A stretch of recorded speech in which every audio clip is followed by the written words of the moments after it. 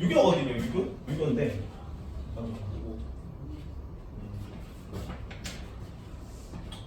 요 유교 처음에 들어가기 전에 동양 사상이든 서양 사상이든 다 시기가 언제쯤이냐면 한 기원전 500년쯤이에요. 공자가 몇 년에 태어나면 551년도거든요. 기원전 551년도. 그래서 따뜻한 이렇게 다섯한 따뜻한 사랑, 공자의 떳떳한 인 뭐 이런 걸로 외웁니다. 그다음에 470년 소크라테스는 되게 가난하게 살았기 때문에 사치가 0이다 뭐 이런 느낌으로 외웁니다. 소크라테스 요때 태어나서 노자나 그다음에 부처님 태어나는 것도 거의 비슷한 시기에 기원전 한 5세기, 6세기경이에요. 그러니까 비슷하게 기원전 한 7세기경 돼가지고 공자님이랑 동양에서는 공자님, 그다음에 노자 도교 만든 사람, 그다음에 석가모니 불교 만든 사람, 그다음에 고대 그리스 철학을 잉태한 소크라테스 같은 인물들이 거의 동시대에 태어났어요. 그래서 요 한 BC 7세기부터 기원전 600년부터 BC 4세기까지 한 200~300년 가량 여기는 공자, 맹자, 여기 순자, 여기는 노자, 장자, 석가모니, 대승불교, 소승불교 쭉 내려오고 여기는 소크라테스, 플라톤, 아리스토텔까지 내려오는 요 시대적 흐름. 요 시기를 그래서 추구의 시대라고 부릅니다. 추구의 시대. 인류 역사의 사상적 기둥이 된 사람들이 태어난 시대라는 얘기야. 왜 이 BC 7에서 4세기경에 갑자기 이런 사람들이 막 태어나가지고 인류 사상이 태동했을까? 동양이 1년씩도 없거든요. 공자랑 소크라테스랑 석가모니랑 만난 적도 없어. 근데 왜 시기가 비슷하게 이런 사람들이 동시에 역사상에 등장했을까? BC 7세기경에. 이게 역사적으로 보면은 무슨 시기랑 역사학적으로 겹치냐면은 철기의 보급과 약간 겹치는 시기적으로 겹칩니다. 철기의 보급. 우리가 한국사 공부를 작년에 열심히 했을 거기 때문에 그 구석기 시대 때 뗀석기 썼잖아요. 뗀석기 뭐 했습니까? 주로 산악용으로 써. 주먹도끼, 지게, 팔매돌 이런 거 있잖아. 신석기는 간석기 쓰는데 신석기 시대는 뭐 했습니까? 간석기를 주로. 사냥용으로도 계속 쓰지만 주로 농사용으로 나와요. 돌구습, 돌낫 이런 거 나오죠. 청동기 시대는 청동기 뭐 이게 뭐 팔주령 그렇지 제사 됐습니다. 이게 청동기를 재련하려면 1000도씨 이상 올릴 수 있는 온도를 1000도씨 이상 올릴 수 있는 기술만 있으면 돼. 철기를 재련하려면 1500도까지 올려야 되거든요. 이게 이제 청동기 시계까지의 문명 기술로는 좀 힘들어. 근데 다만 이제 1000도씨까지 올릴 수도 뭐가 많이 없어요. 재료가 없다. 재료가 굴이랑 주석합금이 청동이거든. 근데 청동을 쉽게 구할 수가 없기 때문에 되게 귀한 물건입니다. 이거 전쟁할 때 쓸 수 있어 없어? 못 써요. 농사 지을 때 쓸 수 있어 없어? 그래서 청동기 시대 때 청동제 농기구가 사용되었다가 맨날 오답선지로 나오잖아요. 그죠? 그래서 귀하기 때문에 제사 지낼 때 지배층의 위세품, 권위를 과시하는 용도로의 물건으로 왔습니다. 위세품이라고. 그래서 칼, 거울, 방울 이런 거 출토되잖아. 다 뭐에 쓰는 거야? 무당이죠, 무당. 제사 지낼 때 쓰는 거라고. 그래서 요거는 전쟁할 때 쓸 수가 없어요. 여전히 돌도끼 쓰고 창 쓰고 칼 쓰고 막 이랬다고. 그래서 전쟁을 하더라도 뼈가 부러지고 멍이 들고 어디가 하나 접질러지고 이런 전쟁이지 대가리가 깨질 수는 있겠죠. 돌도끼에 맞으면. 근데 뭐 살이 튀고 피가 튀고 살이 막 날라다니고 그런 전쟁이 아니라 날카롭지 않잖아. 그지? 근데 이제 철기가 딱 보급되니까 일단 철제 농기구를 쓸 수 있어. 이전까지는 다 이제 돌로 이제 이렇게 깔다가 갑자기 돌풀이 걸려주면 이제 농기구 다 풀어지고 있는데 이제는 돌을 깨고 농사를 지을 수 있는 거지. 생산력이 늘어나겠죠. 생산력이 늘어나니까 어떻게 돼? 잉여 생산물이 많아지니까 그걸 뺏으려고 전쟁이 늘어납니다. 그럼 전쟁이 늘어나니까 뭐까지 사용되겠니? 철제 무기까지 사용된다. 됐죠? 이전까지는 한 번도 본 적이 없는 그 대격변의 혼란 이런 게 닥쳐 있는 거야. 그거를 어떤 방식으로 좀 해결할까를 고민했던 사람들입니다. 그래서 동시대에 비스무리하게 나오는 건데 어떤 느낌으로 바뀌었는지를 알려줄게요. 어차피 동양 사상 할 때 쭉 할 얘기이기 때문에. 춘추 시대 말년, 전국 시대 초년에 왜 전국 시대가 더 혼란기냐면 세계에서 열심히 배웠잖아요. 왜 전국 시대가 더 혼란기냐면 철기 시대 도입기에 전국 시대가 시작돼. 춘추 시대부터 계급이 발생하고 주나라 공건제 이런 거 실시되니까 청동기 시대까지는 아직 전쟁이 격화되지 않고 지배층의 개수나 잉여 생산물의 차이가 크지 않았기 때문에 청동기 시대까지만 해도 질서가 좀 유지가 됐거든요. 계급 질서가. 철기가 되면서 이게 다 붕괴되는 거죠. 그래서 철기 시대 도입되면서 이런 사상들이 나오고 사회 혼란이 격화되는데 청동기 시대, 춘추 시대까지의 전쟁 양상은 이래요. 춘추 5패라고 하거든요. 춘추 시대 잘 나가던 5나라. 그래서 제, 진, 초, 오, 월 이렇게 있었는데 요 춘추 5패에 들 뻔했던 나라 중에 송나라라는 나라가 있습니다. 그래서 송나라의 양공이라는 지도자가 있었거든요. 그래서 이 양공이 여기 5패에 들어갈 뻔했는데 못 들었던 게 초나라랑 싸우다가 한번 크게 패한 적이 있어.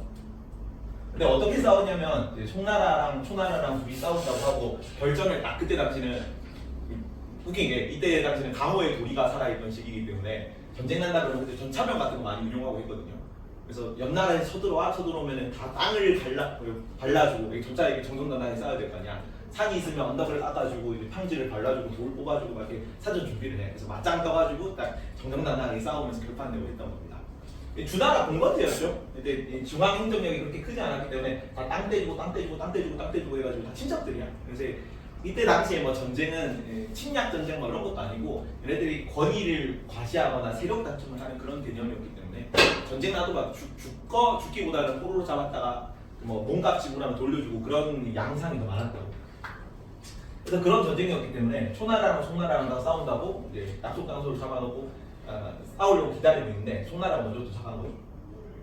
그래서 초나라가 딱 이제 약속 장소에 도착하려고 강을 넘고 있는 중이었거든. 그래서 송나라 참모가 이제 양공한테 지금 초나라 상황이었는데 넘어오고 있는 중이니까 원래 군대가 제일 약할 때가 진영이 무너졌을 때거든요.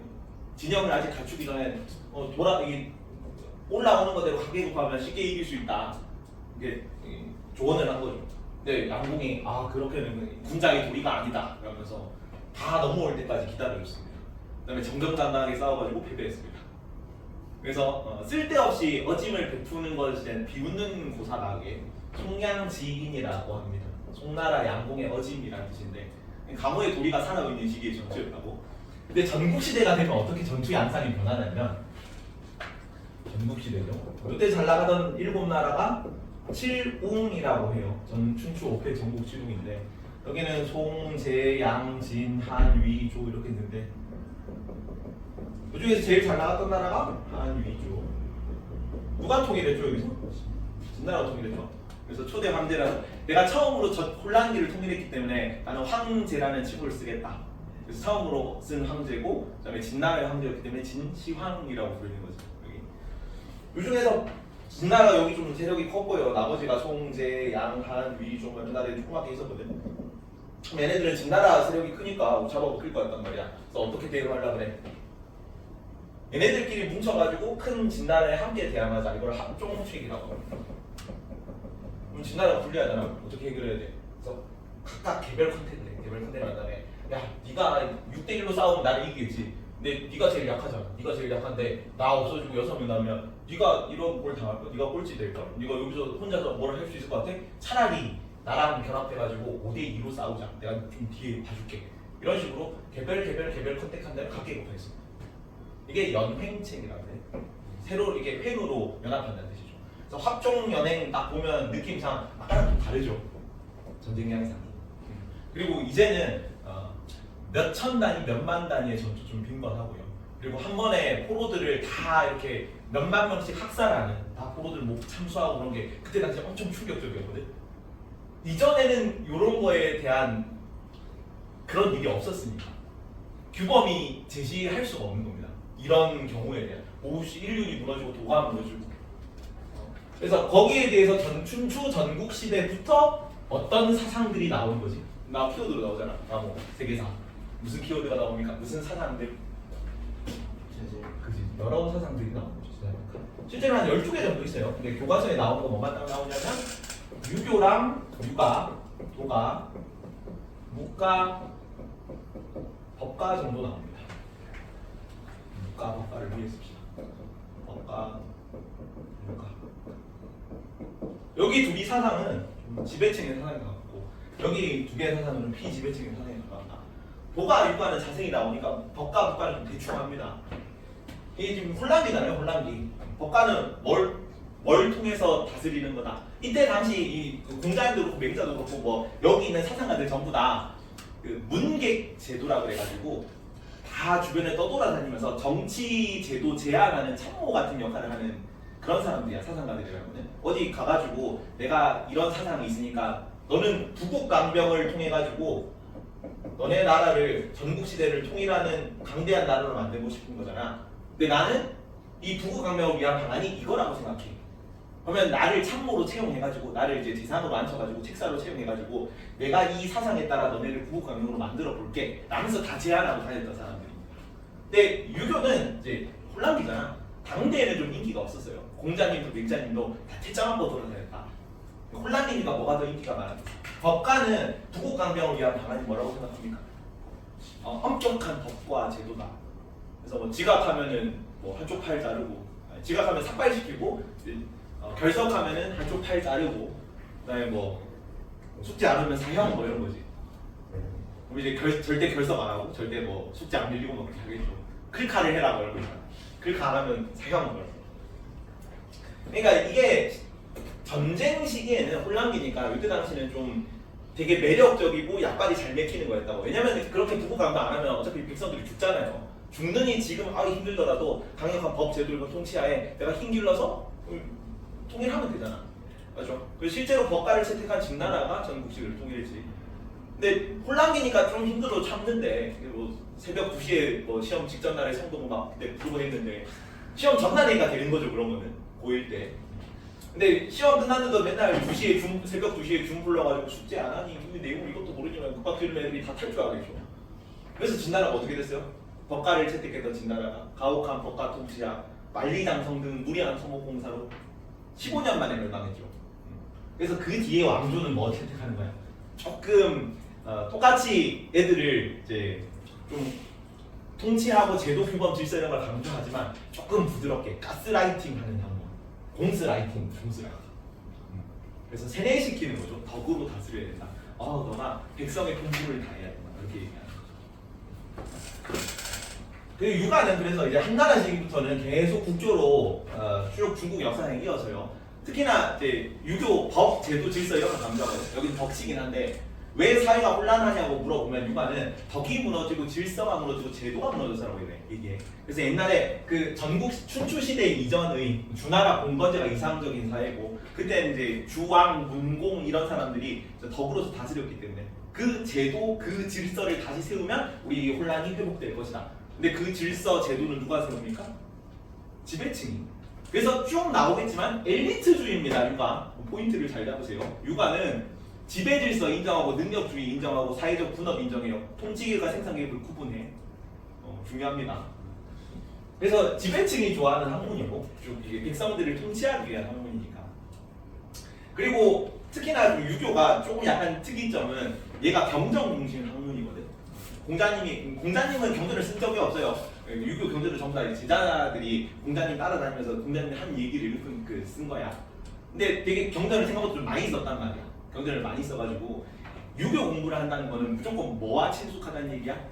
글자를 알았다는 얘기거든. 뭐랑 결합되기 쉽냐면 관료제랑 결합되기 쉬워요. 그래서 지배층이고 서상도 막 약간 백성을 가스라이팅하기 좋고 관료를 뽑아가지고 내가 중앙 집권화를 깨할 수 있는 사상이라 가지고 쭉 지배체제랑 결합해서 정치 제도와 결합해서 간다. 그죠? 근데 이와는 반대로 도가가 정반대 입장이거든요. 도가 입장은 여기는 약간 아까 묵가랑 도가가 피지배층 입장에 가깝다 그랬지. 도가에서는 왜 사회 혼란이 일어난다고 보냐면 얘는 법가 제도가 무너졌다라고 그러는데 사실은 법가 제도를 너네가 만들기 때문에 유교에서는 여기가 덕, 뭐 규범, 질서 이런 게 중요하다. 법가에서는 엄격한 법가 제도가 중요하다. 너네 기준을 계속 강요하면서 뭐 규칙을 세워가지고 이거를 다른 사람에게 적용하려고 강요하기 때문에 싸움이 일어나는 거다. 이런 것만 없었으면 애초에 혼란이 안 생겼겠지라고 보는 거잖아요. 그렇죠? 그래서 나중에 유교는 지도, 뭐 질서, 규범, 제도 이런 게 계속 넓히거든요. 그래서 넓히고 인을 확대해가지고 어디까지 가냐면 전 세계로 인을 확대하는 사회가 뭐야? 대동이죠. 크게 하나 된 사회입니다. 그래서 여기는 계속 규범 제도를 넓히는 사회고 도교는 규범 제도를 계속 줄여. 어디까지 줄입니까? 서국 과민까지 줄이지. 서국 과민 묘사한 걸 보면은 옆 국가에서 다 구는 소리, 개 짖는 소리가 들리는 국가가 마을 단위 국가라는 얘기입니다. 그리고 평생토록 서로 왕래하지 않는다라고 해요. 왜? 왕래하면 규모가 커질 거 아니에요. 그래서 제도 없애고 규범 없애고 쭉 해가지고. 그래서 여기는 나중에 뭐랑 결합하냐면 민간 실학이랑 결합합니다. 도쿄 신성사상 이런 거랑 결합해서 주로 피지배층 사이에 유행하던. 마지막으로 북한은 이 혼란기에 대한 해결책을 뭐라고 설명했냐면 사랑이 부족해서라고 얘기를 해요. 여기는 이는 구별하는 사랑이거든요. 12선악 존비 친소를 가리는 사랑입니다. 옳고 그르고 친하고 속언하고 그다음에 선악 나쁘고 착한 거를 가리고. 그래서 나중에 설명하겠지만 공자님이 인 얘기할 때 제아라는 공자님 제자가 있거든요. 제아가 공자님한테 물었거든요. 만약에 모든 마을 사람들로부터 다 좋아함을 받는 사람이 있다면 그 사람은 착한 사람입니까? 나쁜 사람입니까? 공자님이 그 사람은 좋은 사람이 아니다. 모든 마을 사람들로부터 미움을 받는 사람이 있다면 그 사람은 착한 사람입니까? 나쁜 사람입니까? 그 사람도 좋은 사람이 아니다. 누가 좋은 사람입니까? 그러니까 좋은 사람한테는 좋아함을 받고 나쁜 사람한테는 미워함을 받는 사람이 그 사람이 진짜 좋은 사람이다. 그러니까 나쁜 놈은 미워하는 게 옳은 거라는 얘기지. 근데 그렇게 차별하니까 국가가 이렇게 유골을 깠거든요. 너네는 차별하는 사람이다. 별애다. 나는 모두를 다 사랑하는 겸하여 사랑하는 겸애다. 아가페적 사랑을 통해서 혼란을 극복할 수 있다고 생각했던 사람입니다. 여기도 피지배층한테 널리 유행하다가 전국시대까지 잘 나갔어요. 나는 국가가 유가도 세력이 컸다. 근데 통일되고 나서 한나라 이후에는 지배층이 별로 안 좋아하죠. 그래서 차츰차츰 세력이 줄어들다가 소멸했습니다. 사상만 남아있어. 전국시대 때까지 이제 나름 세력을 키우고 나름 좀 잘 나갔던 피지배층 상에 유행했던 사상이다. 이런 느낌이고요.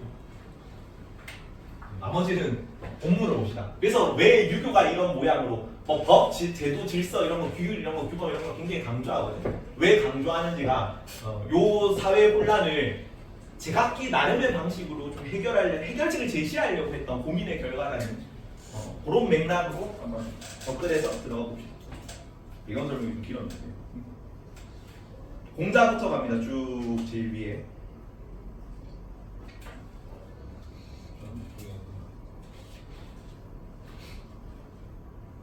선진유학이라는데 왜 선진 공자명자 순자 유학을 선진유학이라고 하거든요. 왜 선진유학이냐면 진나라 이전 시기라서 그래요. 진나라 이전 시기의 유학. 자, 공자가 제일 강조한 거 요거부터. 자, 사덕이 뭐니? 작년에 배운 친구들 어떤 게 사덕이에요? 인의 의지가 사덕이다. 그죠? 타고난 인간의 순선한 본성이지. 근데 이 사덕을 공맹순 순서로 어떤 덕을 가장 강조하냐면 공자가 인을 가장 강조하고 맹자가 의를 가장 강조하고 순자가 예를 가장 강조하고 저 뒤에 성리학이 질을 조금 더 강조합니다. 이런 뉘앙스로 적용하세요. 이런 뉘앙스로. 공자의 인은 뭐냐면 그 12선악 존비친소를 가리는 구별하는 사람이겠죠. 분별적 사람, 가족애적 사람. 인이 요거거든. 인. 요거 한자를 요새 한자 세대가 아니라고 잘 모르겠지만 요게 뭐야? 요거 앞에 있는 거예요. 요거. 사람인자입니다. 사람인자. 사람인이 변으로 가면 왼쪽으로 가면 이런 모양으로 바뀌어요. 이렇게. 이건 뭐예요? 두 이자죠. 두 이자.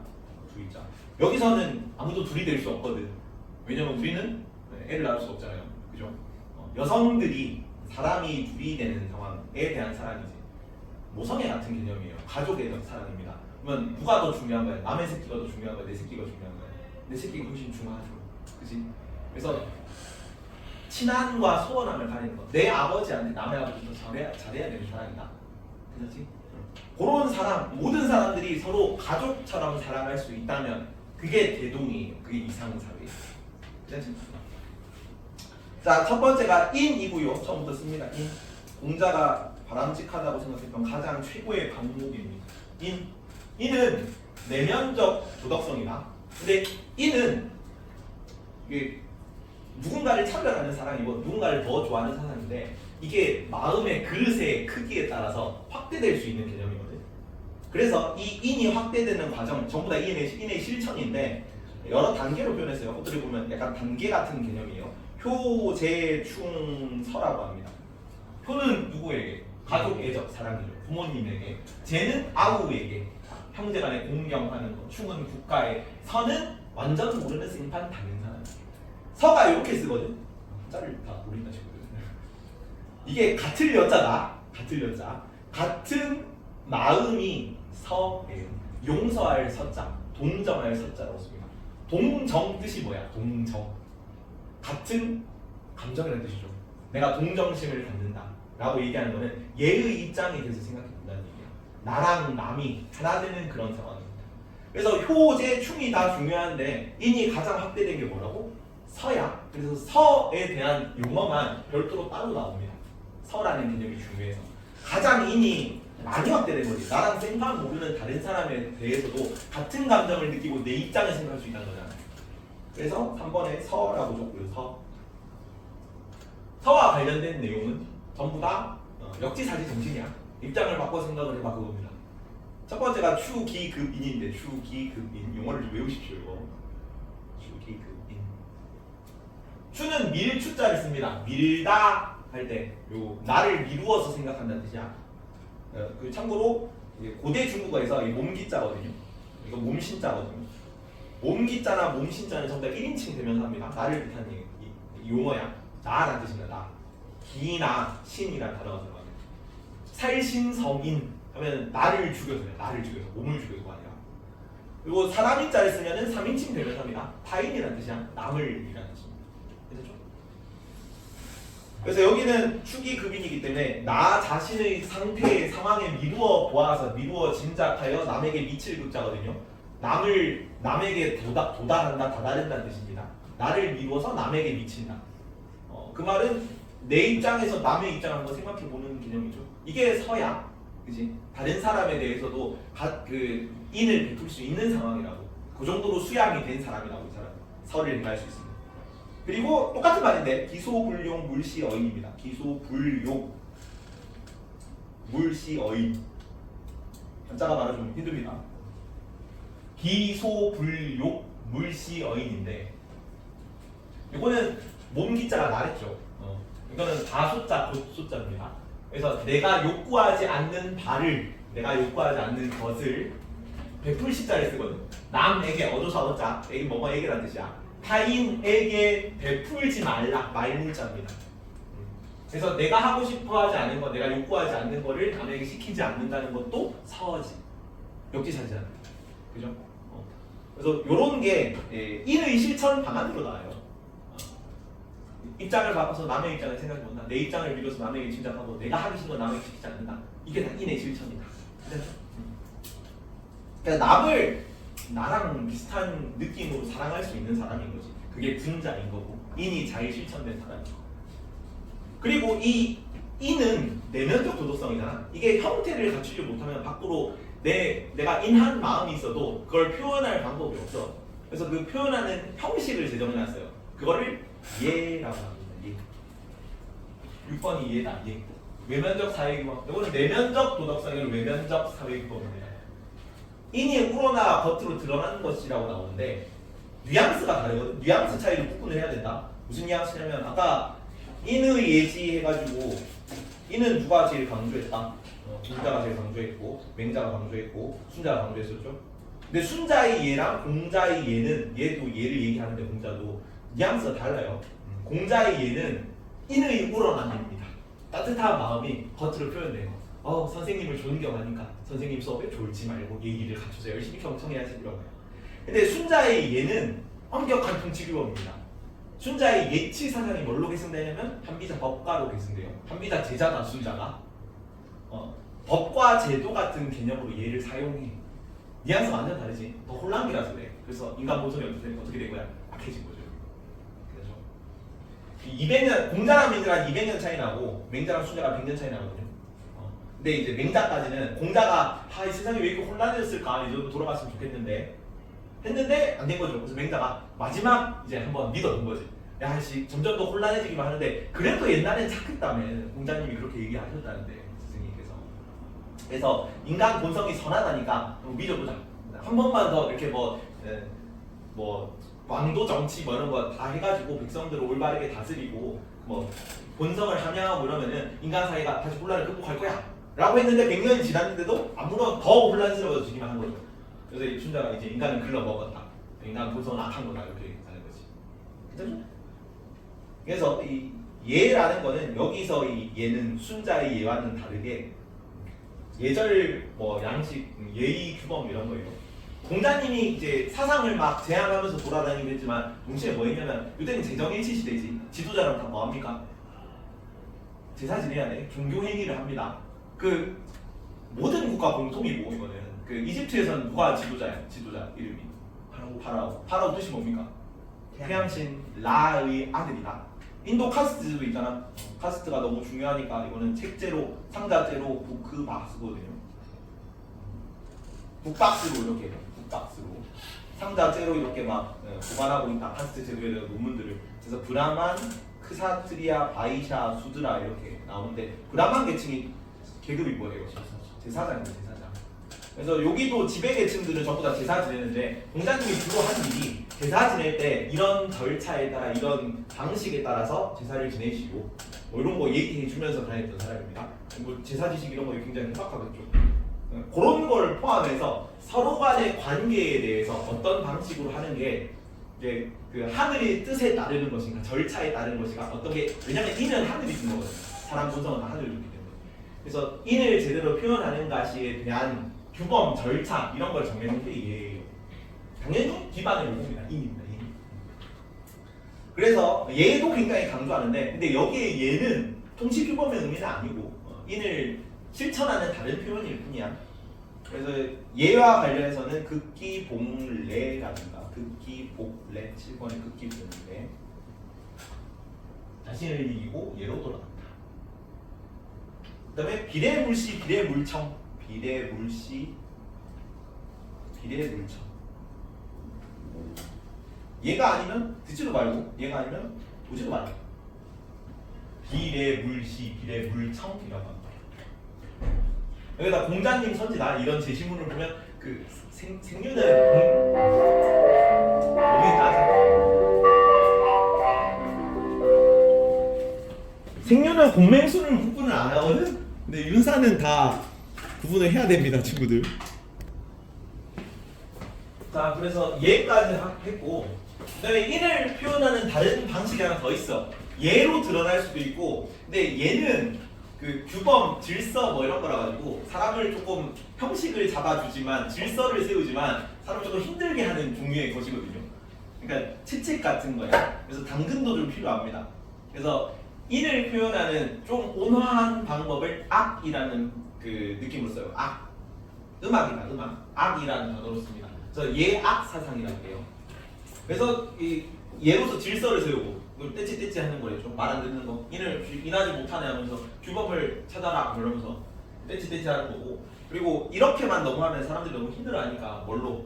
악으로서 조화시킨다 그래요.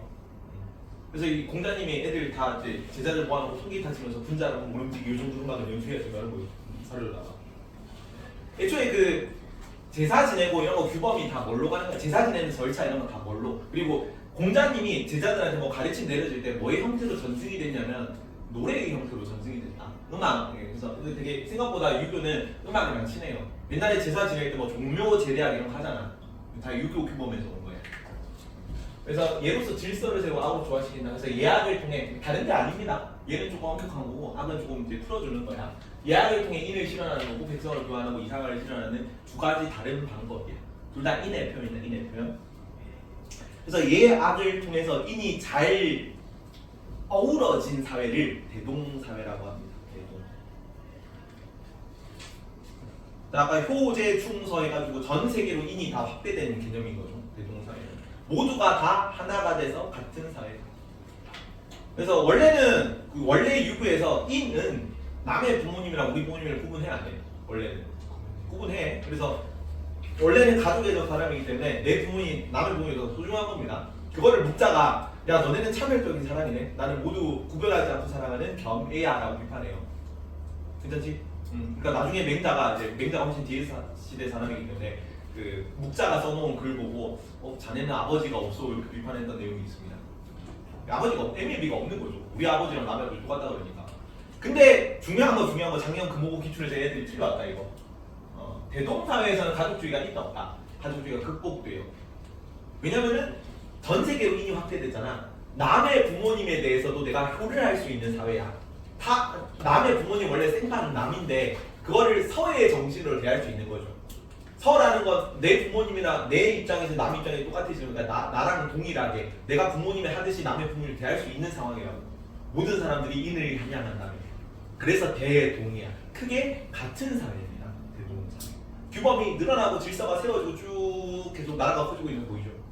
그걸 이끄는 지도자의 능력도 덕으로 다스리는 능력도 필요하다. 그래서 엘리트주의, 능력주의까지 같이 가는 거다. 아까 도교는 반대였죠. 규범 지우고 제도 질서, 인의제 이런 건 인위적 규범은 다 없애고 다시 자연 상태로 돌아가자. 마을 단위로 돌아가자. 소국 가민이었고.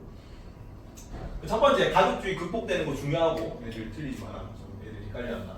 그다음에 현명하고 능력 있는 사람이 지도자로 선출된다. 능력주의입니다.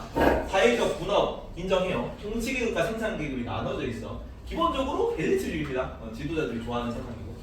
그다음에 그 지도자 계급이 가장 중요한 덕목 중 하나가 백성들이 굶주리지 않게 하는 거다. 그래야 이제 혼란이 줄어들 거라고 생각한 거야. 유교에서 다 강조합니다. 분배정의 실현. 재물을 쌓아놓지 않고 도둑이 없어 문을 닫지 않는데. 그냥 뭐 공유재산 뭐 이런 것까지 얘기를 안 하는데 분배정의가 실현된 사회. 다음 과부, 호라비, 노인 뭐 이런 들의 사람들이 부양받는 사회, 복지제도가 실현된 사회입니다. 유교의 대동사의 특징으로 다 나와요. 다 공통으로 나오니까 요 내용들은 알아둬야 된다. 자주 나오는 선지고 대동사회. 그리고 이렇게 대동사회를 이루려면 뭘 해야 되냐, 어떤 방식으로 수양을 해야 되냐. 인이 확대되는 개념이었죠. 그래서 인을 확대하기 위한 내 그릇을 키우는 거. 그래서 자기 수양을 항상 제일 강조하거든요. 그 송시열이가 그 효종한테 국벌의 방안을 부르니까 송시열이 뭐라고 하냐면 수양하십시오, 수양하십시오. 수신만 얘기하는 게 여기서 나오거나. 가장 먼저 해야 될 군주의 모든 사람들 다 마찬가지입니다. 근데 군주든 이제 뭐 일반 백성이든 내 자신을 수양하는 것이 유교유제의 가장 기본이다. 인을 확대해 나가려는 노력이라고. 그래서 전부 다 유교에서는 내 자신부터 수양을 하라고 합니다. 그래서 이거 전부 다 이제 공자님이 돌아다니면서 임금님들하고 군주들하고 얘기하면서 나온 내용이라서 여기에 나라는 건 주로 군주다, 군주. 그래서 수기치인인데 수기치인. 내 자신을 아까 기가 몸기자가 나를 뜻한댔죠. 나 자신을 수행해서 타인을 다스린다, 다스릴지. 똑같은 말이고 내 자신을 수양을 해서 수기 안인 타인을 편안하게 한다. 수기 안인. 그리고 이거를 조금 세분화해가지고 쭉 늘려놓은 게 있어. 그거를 수신, 제가, 시국, 평천하라고 합니다. 수신, 제가, 시국, 평천. 내 자신을 수행해서 집안을 가지런히 하고 가지런히 설자입니다. 그 다음에 나라를 다스리고 그제서야 천하를 평정할 수 있다. 그러면 부국강병의 도리가 무엇이냐? 라고 했을 때 공자님이 다 얘기했다. 먼저 수양하십시오. 덕으로 다스려야 됩니다. 덕치를 하면은 자연히 부국강병이 이루어지고 전국을 통일할 수 있을 것입니다. 이런 생각이죠. 그래서 여기는 이제 주로 임금님이기 때문에 자기를 수양한다는 것은 자기의 주어진 역할에 충실하다는 얘기거든요. 그래서 그거를 정명이라는 단어로 표현해요. 내 이름에 걸맞는 역할을 해라. 임금이면 임금답게 해라. 천명에 따라 덕으로 다스려라. 이런 얘기인 거지. 그래서 군군신신 정명사상 다른 말로 좀 이것도 풀어 쓴 겁니다. 군군신신 부부자자라고 해요. 임금은 임금답고 신하는 신하고 아버지는 아버지답고 자신은 자식답고. 이게 뭐야? 자기 이름에 걸맞는 행동을 하는 거지.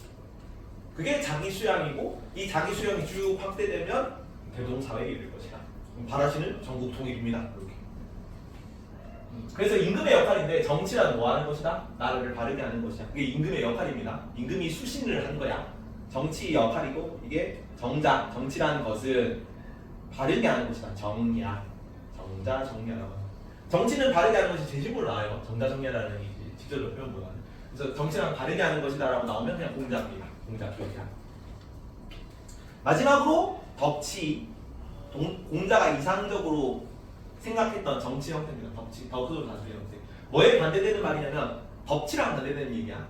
공자 때부터 법, 제도 이런 걸로 가면 안 된다 라고 얘기했는데 세상이 혼란해지다 보니까 나중에는 덕치가 더 이제 진나라가 덕치사는 세계에서 통일했지만 처음에는 덕치가 이제 법치에 대한 대비되는 개념으로 나와요.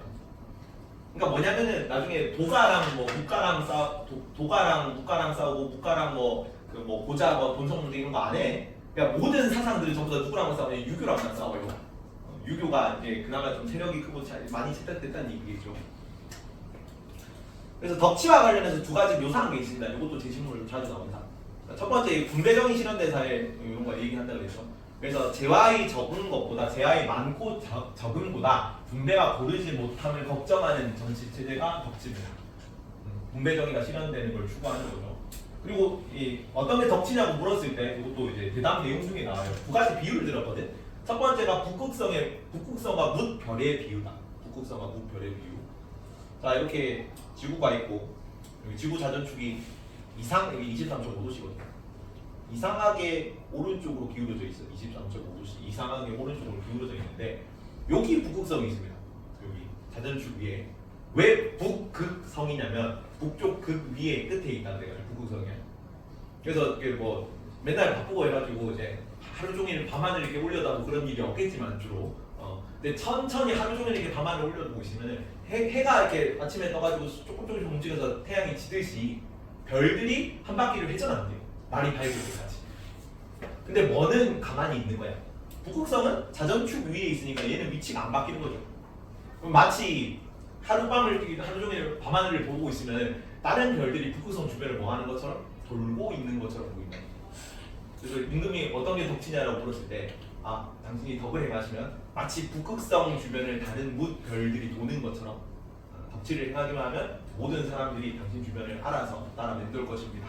라고 설명한 거. 이게 첫 번째고. 두 번째는 풀과 바람의 비유입니다. 어떻게 하면 이제 모든 사람들을 복종하게 만들 수 있을 거냐? 라고 했을 때 공자님이 덕치를 행하면 마치 풀들이 이렇게 서 있다가 바람이 슉 불잖아. 어때요? 풀이 눕죠 다. 풀이 눕듯이 당신이 덕으로 행한다면 백성들이 알아서 고개를 조아릴 거라고. 두 가지 비유가 나온다. 공자의 덕치에 대한 비유입니다. 이런 거 나오면 공자에 바로 가면 된다. 근데 좀 내용이 어렵진 않은데 양이 좀 많아서 그렇지. 맹자부터 짧게, 공자부터 짧게 선지 몇 개만 보고 가자. 뒤에 몇 페이지지? 1번 봅니다. 1번. 그냥 선지 1번.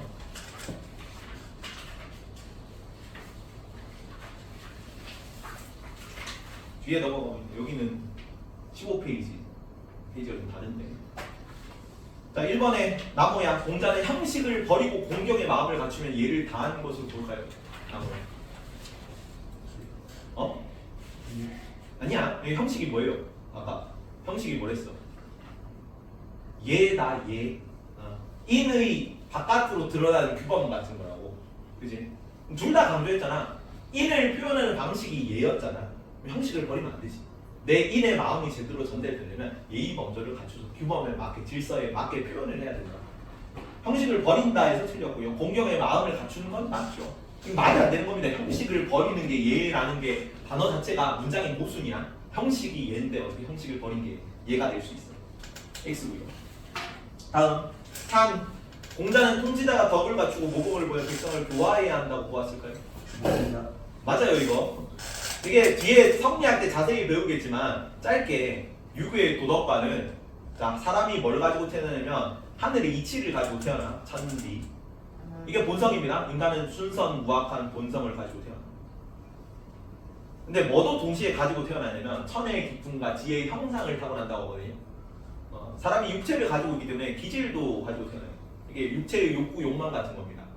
그죠? 근데 얘는 순악, 무선하다 그러면 틀려요. 악한 거 아닙니다. 가선가악해요. 선으로도 흐를 수도 있고 악으로 흐를 수도 있습니다. 그죠? 그래서 본성을 교화한다는 맞을까 틀릴까? 본성을 교화한다는 공자가 본성을 교화하면 안 돼. 왜냐면 순선무악하잖아 본성은. 공자는 좀 나중에 얘기했지만 공자는 자기가 본성이 선하다고 얘기한 적은 없거든. 근데 맹자가 나는 인간 본성이 선하다고 생각한다. 그리고 나는 공자님의 세상을 계승했다라고 대놓고 이제 본성론이 선선론이 돼 공자님 계승함으로 밝히는 바람에 공자님 선선론처럼 됐어. 그래서 그냥 선선론을 이해하세요. 뉘앙스도 선선론 뉘앙스라서. 그래서 순선무악한 이 천리의 본성은 교화하면 안 돼. 고치면 안 되잖아요. 이거를 확충하고 함양해야지. 근데 백성들은 어때? 군자는 천리를 따를 수 있지만 일반 백성들은 항상이 부족하면 뭐 항심이 흐트러질 수 있는 존재들이죠.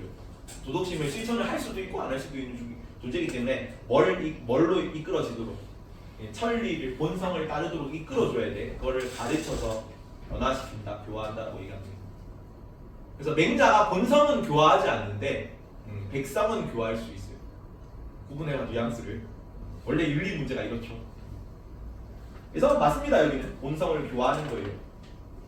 짠. 본성을 교화하는 게 아니라 백성을 교화하는 거예요. 오른손주고. 자, 공자는 혈연만을 중시하지 않고 사회적 분업이 실현된 사회를 이상사회라고 한다. 지금 3번. 공자는 혈연만을 중시하지 않고 사회적 분업이 실현된 사회가 이상사회입니다. 네. 맞아요. 혈연만을 중시하지 않고 뭐야? 가족주의 극복한 거. 그리고 사회적 분업, 통치계급과 생산계급이 나누어져 있다. 그래서 능력주의, 엘리트주의 이런 거 했다. 덕이 있는 사람이 지도자를 뽑혀야 되죠. 그래서 이상사회로 본 거 맞고요. 대동사회 얘기하는 거야. 나무. 공자는 모든 사람이 더불어 잘 사는 사회를 지향했으니까. 맞아요. 그게 대동이죠. 그게 능력 있는 사람이 갔으면 모든 사람들이 크게 같이 잘 살 수 있는 겁니다. 더불어 잘 사는 사회죠. 노약자 어린이까지 고아까지 돌봄받는 사회인 거지. 마지막 성민은 공자는 사회적 지위에 따라 예의 표현의 차이가 있어야 한다고 봤습니다. 네. 맞아요. 이거 능력주의죠 일단. 그래서 나중에 순자 같은 경우는 좀 세게 말하는데 지배계층이 위험을 드러나야 돼요. 다른 그때 조금 권위 미세 이런 거 예를 차리기 위해 조금 화려하게 지나고 위험을 보일 필요가 있습니다. 나머지 이제 뭐돈 없는 사람들은 소박하게 예를 차리면 되겠죠. 이렇게 차이가 있어야 한다고 보았습니다. 그냥 군자에게 더 빡빡한 예의 규범 규칙 이런 거 강조하는 거예요. 너가 이제 임금이라면 그 절차에 맞춰서 예의 범절 규칙 이런 거 잘 따져가지고 예의를 차려서 통치를 하라 뭐 이런 내용인 거지. 여기까지 공자입니다. 어렵지 않고. 다음 맹자입니다. 맹자.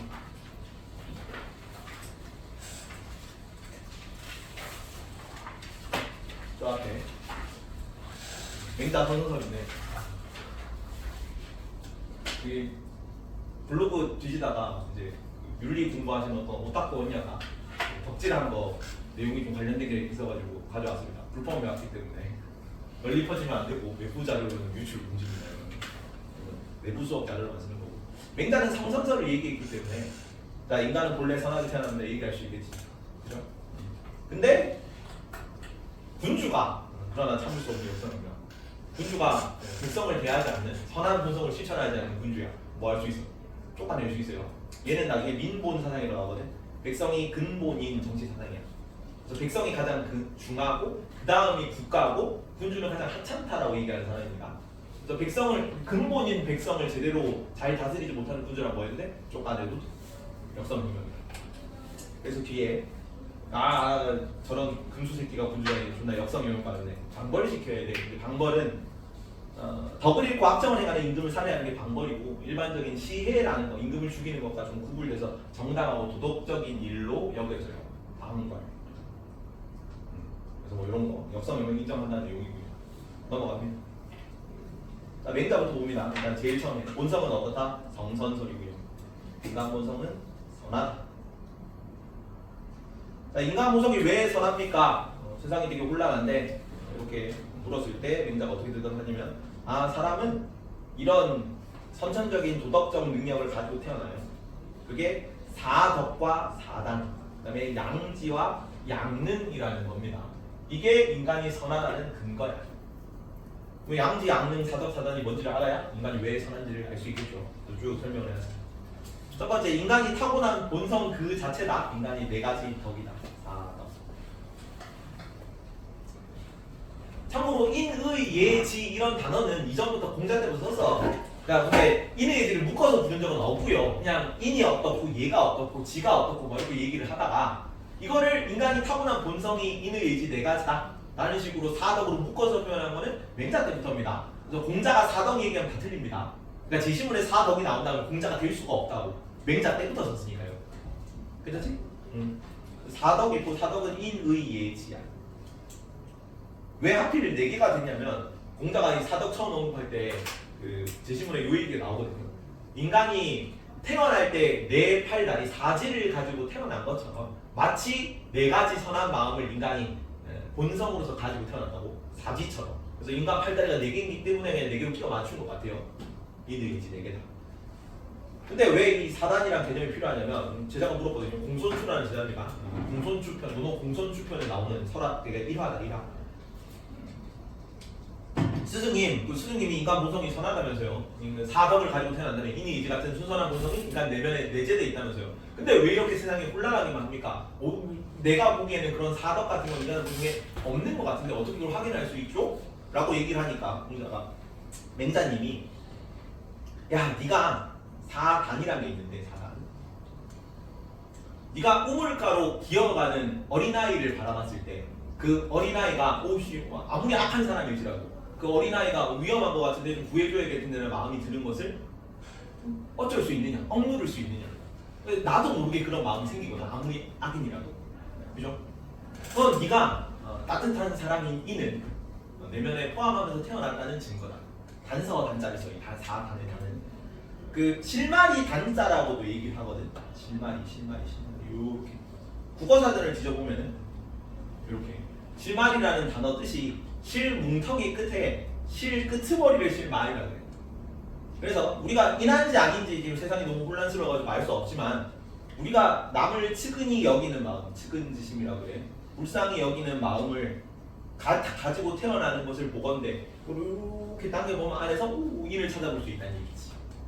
네 가지 단서입니다.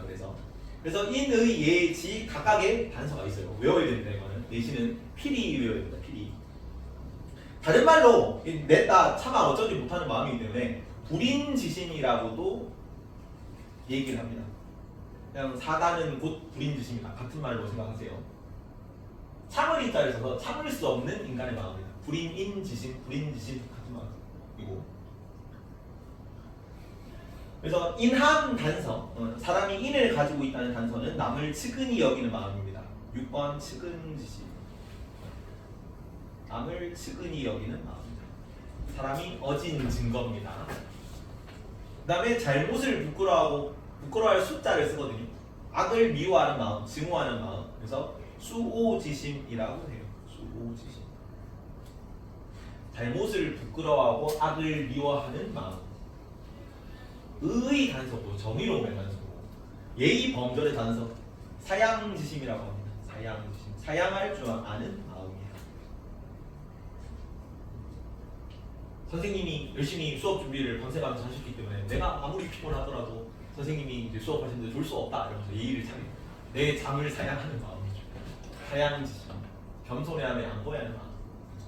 지하철 타는데 할아버지 할머니가 타시면은 굳이 일어서진 않더라도 일어서야 되지 않을까라는 마음이 나도 모르게 들잖아요. 그 드는 마음. 그것이 예의 단서입니다. 마지막 12지심. 옳고 그름을 분별할 줄 아는 마음입니다. 12시시비비를 가릴 수 있는 마음. 나쁜 짓을 하는 사람 보면 저거 잘못된 일인데 라는 생각이 나도 모르게 드는 걸 내가 허물을 수 없다고 참을 수 없는 마음. 지의 단서입니다. 옳고 그름을 분별할 줄 아는 마음. 12지심. 괜찮죠? 이거를 외워야 되는데 왜냐면은 잘못을 부끄러워하고 불의를 미워하는 마음은 뭐 이런 식으로 나오거든. 그냥 사단이란 얘기야. 이 단어들 다 알아야 됩니다. 그래서 그리고 각각의 단서가 뭔지를 다 알아야 돼. 겸손하며 양보하는 마음을 통해 인간이 인을 가지고 태어났으면 알 수 있다 이렇게 나온다고. 근데 겸손하며 양보하는 마음은 사양지심이니까 예의 단서죠. 예의 단서 여기 나올 수 있어요. 외울 때 측수사시 앞에 내가 계속 얘기할 것을 귀에 있긴 할 건데 창문이랑 창틀을 합쳐가지고 한국어로는 창호라고 하거든요. 창호? 무슨 창호 이렇게 있죠. 근데 그걸 영어로는 샤시라고 그러죠. 샤시 무슨 샤시라고 하잖아. 그래서 이 창문 안에 인이 예지가 숨어 있는 거야. 일반 샤시로는 볼 수가 없는. 일반 창문을 통해서는 볼 수가 없고 이 사덕을 볼 수 있도록 만들어진 특수한 샤시죠. 특수사시. 그래서 특수한 샤시로 안을 딱 들여다봤을 때 보이네. 사덕 뭐 이렇게 사덕을 볼 수 있게 만들어진 특수한 샤시나 특수사시를 외웁니다. 괜찮니? 외웁니다. 이거는 중요하기 때문에 30초간 외우고 갑니다. 이거를 알아야 뒤에 이제 문제를 다 풀 수 있다. 뭐라고 부를 거냐면 사나 수호지심, 그러니까 사덕이 뭐야라고는 측은수호 사양 12지심이 있어요라고 얘기를 해야 될 거고, 너가 인의 단서는 뭐야? 하면 측은지심, 예의 단서는 뭐야? 사양지심 이렇게 물으면 되고, 나 뭐야? 너한테 잘못을 부끄러워하고 불의를 미워하는 마음이 뭐야? 라고 물으면 너는 수호지심입니다. 옳고 그름을 분별할 줄 아는 마음이 뭐야? 라고 하면 시비지심이라고 답을 하면 돼. 외웁니다. 알아야 돼, 이렇게. 30초. 이 생년을 했던 친구들은 다 알지 않나? 모르나? 모를 수 있어.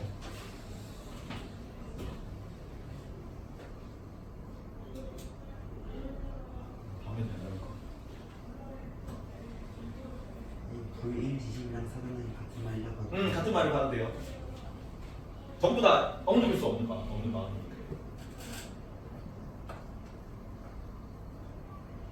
자, 나무야. 사단이 뭐야?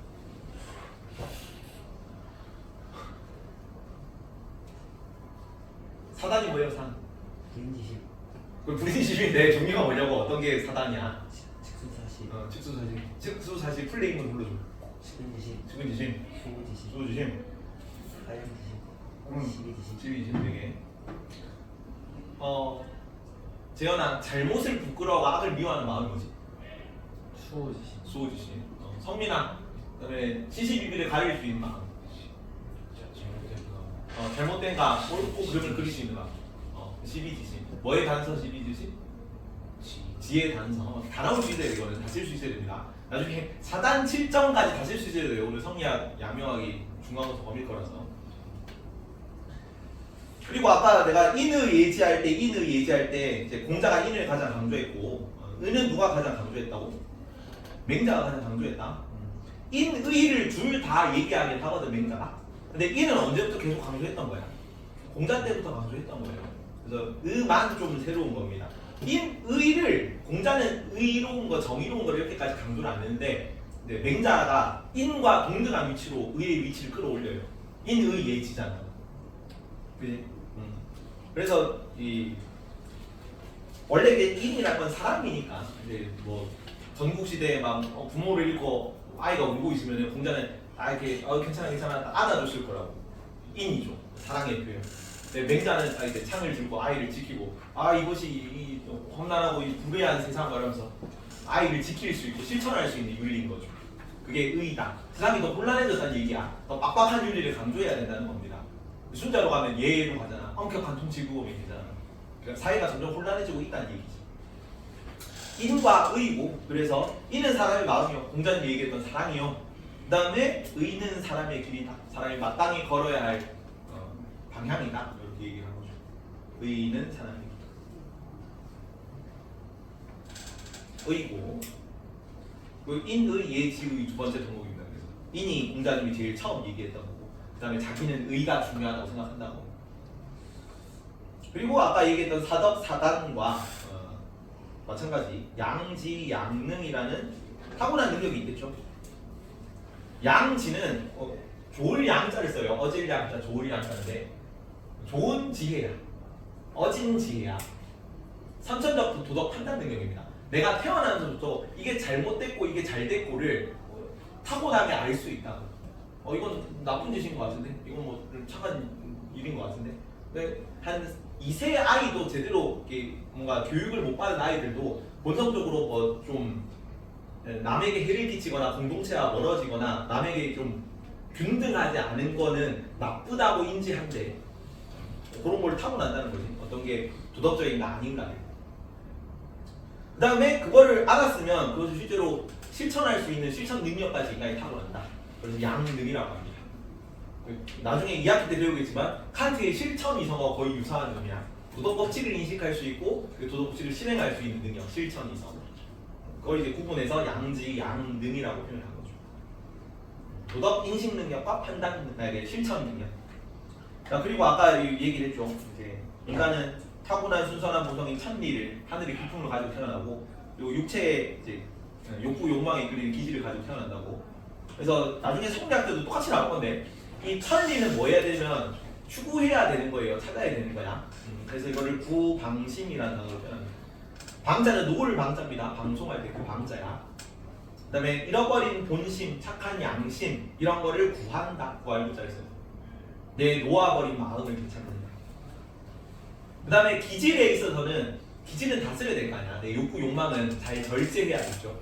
그래서 기질을 다스린다는 걸 과욕이라는 단어로 표현합니다. 욕구를 적게 가지라는 얘기야. 소국 과민할 때 나오는 단어입니다. 적을 과자를 씁니다. 욕구를 적게 가진다. 그리고 구망심을 실천하는 수양 방법을 존심양성이라는 단어로 표현해요. 단어가 막 많은데 존심양성 어려운데 내 양심을 보존하고 본성을 기른다는 뜻입니다. 근데 어차피 관련된 내용에서 미리 좀 얘기를 하자면 성리학이 나중에 매개랑 똑같은 얘기를 하거든. 이게 유학에 있어서도 정통 논쟁이라고 해요. 정통 논쟁이 있다. 공자님 사상을 순자랑 맹자랑 순자가 서로 내가 공자님 사상을 잘 계승했다고 싸우는 거거든요. 순자가. 공자님은 뭐 이런 거 얘기하셨는데 맹자는 나는 공자님 말이 이렇다고 생각해. 순자는 나는 공자님 말이 진짜 본 뜻은 이거라고 생각해. 라고 얘기를 한다고. 그래서 다 같은 얘기해. 근데 용어가 좀 달라요. 괜찮니? 좀 웃긴 게 내가 이 시대에 이런 사상이 더 맞다고 생각해가 아니라 내가 공자님을 이렇게 생각하는 게 공자님이 참 뜻이라고 생각해라고 싸우는 거라고. 뭔가 이 시대에 맞는 게 아니라 공자님이 더 다르게 내가 더 해석했다라고 싸우는 거야. 새로운 게 안 나와. 다 똑같은 얘기 하는 겁니다.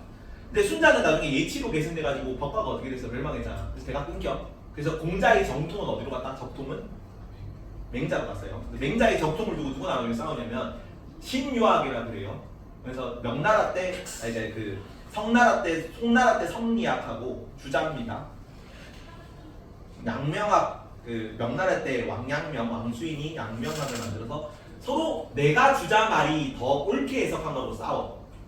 근데 일단 양명학은 저 뒤에 나중에 그 성리학이 이제 그걸로 남았고 양명학은 이제 받아들여지지 않았거든요. 명나라 때 잠시 유행하다가 고증만 넘어오면서 사라져가지고 성리학이 주로 나오면서 맹자, 공자가 성리학적 느낌으로 지금 정착이 된 거예요.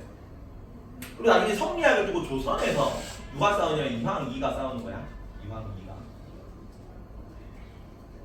근데 이제 주로 주도 계층이 누구였기 때문에 사실 이황은 주자말 거의 똑같이 해석했거든요. 그냥 주자 복붙이라고 보면 됩니다. 나중에 조선 유학을 할 거지만. 근데 이 조선에서는 누가 더 집권 세력이었기 때문에 서인 세력이 집권 세력이었기 때문에 이 세력이 이 입장이 조금 더 정통으로 받아들여져요. 근데 그거는 주자 입장이랑 좀 달라. 다른데도 불구하고 그렇게 된다. 근데 어쨌든 여기 있는 다 이 모든 입장들은 전부 다 기존에 있던 사람들 해석이 나는 이렇게 해석한다고 생각해라고 얘기를 하는 겁니다. 새로운 게 안 나옵니다. 그래서 나중에 성리학이 정확히 맹자 이 얘기를 뭐라고 바꿀 거냐면 구방심이랑 존천리 거인욕이라고 하거든. 수양 방법이다. 천리를 따르고 사욕을 인욕을 제거한다. 거인욕. 이게 구방심 과욕이야. 나중에 다시 할 겁니다. 그다음에 존심양성도 존천리를 수행하는 방법, 내면 수양 방법을 존양성찰이라는 단어로 표현해요. 나중에 내가 이 구도를 똑같이 그릴 거거든요. 새로운 게 얘기하는 게 없다. 이름만 바뀝니다. 이름만. 그래서 맹자 때 좀 빡빡하게 해놓으면 어차피 뒤에 애들이 다 이 얘기를 자체적으로 이렇게 해석하고 이렇게 해석하고 조금만 뉘앙스만 다르게 한 거라 가지고 지금 잘 해놓으면 나중에 변합니다. 나중에. 그래서 뒤에 있는 내용도 좀 끌어다 쓰고 앞에 와서 가르치고 그렇게 하고 있어요. 자, 그래서 다시 아까 천리를 지향하는 걸 뭐라고 한다고? 구방심이라고 그래. 내 놓아버린 양심을 되찾는다. 구방심. 찾을 구자를 쓰지. 구할 구자. 잃어버린 선한 본심을 다시 구하고. 그리고 기질은 어떻게 된다? 욕구를 절제해야 된다. 과욕이라고 합니다. 욕심이 적게 가진 거예요. 그리고 이 구방심을 찾는 방법, 존심 양성이라고 합니다. 양심을 보존하고 내 본성을 기른다 하면 존심 양성. 이런 단어들이 나오면 맹자다. 근데 나중에 존양성찰, 존천리, 고인욕이 나오면 그건 성리학입니다. 똑같은 말 하는 거야. 같은 말 하는데 용어만 다르다. 자, 그리고 이제 맹자는 뭘 강조했기 때문에 의를 강조했기 때문에 의로운 일을 실천하는 걸 강조했거든요. 그래서 그거를 집의라는 단어로 표현해요. 16번 집의. 의로운 일을 집중한다는 얘기거든요. 반복적으로 실천한다. 의로운 일의 실천을 모으는 거지. 집, 모을 집자를 써서. 의로운 일을 꾸준히 실천해. 그러면 뭐가 모이냐면 대자연의 호탕하고 넓은 기운이다. 고연지기라고 합니다. 의로운 일을 반복적으로 하면은 고연지기를 기른 영웅호걸이 될 수 있습니다. 의를 축적하여 형성하는 지극히 크고 올곧은 기계입니다. 호연지기. 그리고 이렇게 호연지기를 기른 이제 유교 공통을 하면 군자인데 유교 공통으로는 이상적 인간상을 군자라고 부르거든요. 근데 맹자 군자 대신에 군자랑 비슷한 의미로 맹자가 특정 키워드로 지칭하는 이상적 인간상 용어가 있어요. 대장부라고 합니다. 대장부 혹은 대인이 호연지기를 이루고 지비를 실천하는 이상적 유교적 인간상이다. 얘는 어떤 존재이 호연지기를 기르고 의로운 일을 반복적으로 실천했기 때문에 여기에 의라는 건 정의롭다는 거는 견리사의 이런 용어가 나오고 이로움보다 정의로움을 추구한다. 내가 이익에 흔들리지 않는다. 부정부패 이런 거 탐욕, 욕구, 욕망 이런 거 잘 절제할 수 있다. 뭐 이런 의미로 주로 사용돼요. 근데 그렇기 때문에 경제적, 물질적 이익보다 욕구보다 뭘 다 강조하는 사람입니다. 얘는 내가 먹고 살기 힘들어도 내 도덕심이 흔들리지 않는 사람입니다. 이거를 무항산 유항심이라고 해요. 항산이 뭐예요? 항상 생산하는 게 어떤 게 항상 생산하는 걸까? 생업입니다. 생업. 내가 먹고 살 수 있는 생계수단. 그 생계수단이 없더라도 뭐 할 수 있다? 내 항심, 항상 가지고 있는 마음을 유지할 수 있는 사람입니다. 항심. 그래서 무항산이어도 유항심이 가능한 사람이 대장부예요. 그래서 지배계급한테 좀 빡빡한 도덕성을 강조하는 겁니다. 이미 이때 당시는 청동기 이후에 철기 도입되고 막 이 시기가지고 계급 제도는 부정할 수 없어. 계급은 약간 필연적이고 수명적이고 운명적인 겁니다. 태어날 때부터 계속 계급 제도를 경험을 했던 사람들이니까. 근데 대신에 계급제 인정할게. 너가 뭐 능력 있고 재능 있고 뭐 좋은 가문에 태어나고 그거는 인정할 수 있어. 하지만 뭐 해야 돼? 네가 그런 높은 자리에 있다면 더 많은 도덕심을 가지고 더 많은 도덕적 규범, 잣대 이런 거 까다롭게 들이대야 돼라는 거죠. 그게 무항산 유항심이다. 네가 경제적으로 궁핍하더라도 이게 흔들리지 않아야 돼. 의를 지킬 수 있어야 돼. 그게 대장부입니다. 자, 그래서 일반 백성들은 뭐냐면 무항산, 무항심이라고 해요. 무항심. 나중에 그 플라톤도 똑같은 얘기예요. 플라톤도 지배계급은 사유재산을 가지면 안 된다고 얘기하거든. 공유재산들을 실시합니다. 지배계급인 건 인정하지만 뭐 하라고? 재산 같은 거 가지 말라고. 너 사적 이익 추구하지 말라는 거죠. 더 빡빡, 너 물리지예요 전부. 더 빡빡한 도덕성을 이제 엄격한 잣대를 들이는 거예요. 하지만 일반 백성들은 어떻기 때문에 그런 이제 도덕심, 그런 이제 수양이 많지 않기 때문에 임금이 그런 기반을 만들어줘야 되는 거죠. 도덕심을 유지할 수 있는 기반. 무항산, 무항심인데 백성은 생업이 보장되려면 도덕성을 유지할 수 없거든요. 근데 유교는 인간 본성을 아까 뭐라고 생각했다? 동물들로 분류되는 인간만이 가진 특성을 도덕심이라고 생각하거든요. 유교에서는. 근데 서양이든 동양이든 자기 본성을 실천하는 사람이 행복한 거야. 근데 그럼 백성들이 도덕적으로 살고 싶어 하는데 그래야 내가 도덕적으로 살아야 백성들이 행복해지는 건데 생업이 보장되지 않으면 어때? 경제적으로 궁핍하면 물건을 훔쳐야죠. 도덕심을 유지할 수가 없단 말이야. 백성을 불행하게 만드는 겁니다. 생업을 보장해주지 않는 이유. 그래서 그거는 덕치가 아닌 거지, 맹자 입장에서. 아까 덕치에 분배정의 시점이 있었잖아. 제와의 마포적으로보다 분배의 고르지 못함을 걱정하는 정치요. 덕치가. 그래서 생업 보장이 굉장히 중요한 군주의 덕목이다. 무항산, 무항심 자주 나와요. 얘 지금 시기의 복지제도를 옛날 말로 표현한 겁니다. 그리고 그런 걸 실현할 수 있는 정치를 왕도 정치라는 용어로 써요. 왕도 정치를 실현해요. 다른 말은 패도 정치입니다. 패권을 가지고 힘과 권력으로 다스리는 정치인 거지. 그 덕치가 용어가 같거든요. 덕치랑 용어 의미 차이가 그렇게 안 나. 그냥 거의 비슷한 뉘앙스로 사용돼요. 근데 덕치라는 용어로 나오면 공자님이고요. 왕도 정치라는 단어로 나오면 맹자야. 제 질문에 그렇게 구분합니다. 그래서 맹자가 덕치라는 용어를 써도 맞다. 왜냐면 이전부터 덕치라는 용어가 내려오고 있을 거 아니야. 맹자가 쓸 수 있겠지. 근데 공자는 왕도 정치라는 말을 잘 안 써요. 시대가 뒤니까. 자, 왕도 정치는 어떤 걸 실현하는 정치냐면 아까 공자는 덕치가 묵별과 뭐 북극성 비유, 풀과 바람의 비유, 분배정의 실현 뭐 이런 거 얘기했잖아. 왕도 정치에서는 어떤 표현들이 나오냐면 백성이 가장 중하다는 표현이 나와요. 민본 정치입니다. 백성을 가장 생각하는 정치가 왕도 정치. 백성이 가장 귀하고 사직이 국가거든요. 종묘 사직 얘기하는 거야. 소지신과 복식신 사직인데 국가가 그 다음으로 중하고 군주는 가장 하찮은. 근데 하찮은 군주가 가장 귀한 존귀한 백성을 함부로 대하면 뭐 해도 된다? 쫓아내도 되는 거지. 그래서 역성혁명입니다. 이 시기가 역성. 제 신문으로 뭐가 맨날 나오냐면 요 얘기가 나오거든요. 자, 고대 중국 하나라, 은나라 혹은 상나라입니다. 옛날에는 은나라로 주로 많이 불러도 요새는 상나라로 많이 불러. 주나라 이렇게 있는데 하나라 마지막 군주가 걸, 은나라 첫 군주가 탕, 은나라 마지막 군주가 주나라 마지막 첫 번째 왕이 무왕이야. 그래서 탕왕이 걸왕을 물리치고 은나라를 세우고 무왕이 주왕을 물리치고 얘네들은 둘 다 폭군입니다. 걸왕하고 주는 폭군의 대명사로 쓰여요.